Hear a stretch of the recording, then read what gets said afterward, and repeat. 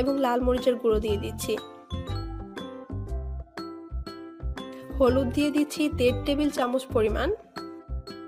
লবণ দিয়ে দিলাম পরিমাণ মতো। 5-6টা তেজপাতা মাঝখানটা ছিঁড়ে নিয়ে দিয়ে দিলাম এবং দিয়ে দিচ্ছি 1.5 কাপের থেকে একটু কম তেল। এখন আমি এই সবগুলো উপকরণকে হাত দিয়ে খুব ভালোভাবে মিশিয়ে নিচ্ছি। এই কাজটা হাত দিয়ে করলেই ভালো হবে, যেহেতু মাংসের পরিমাণটা একটু বেশি। হাত দিয়ে মেশালে খুব ভালোভাবে মশলাগুলো মাংসের সাথে মিশে যাবে।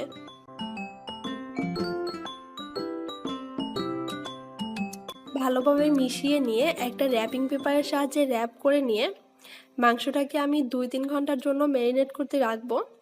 এই মাংসটা কিন্তু অবশ্যই ম্যারিনেট করতে হবে। আপনাদের কাছে যদি সময় কম থাকে তাহলে আপনারা 1 ঘন্টা সময়ও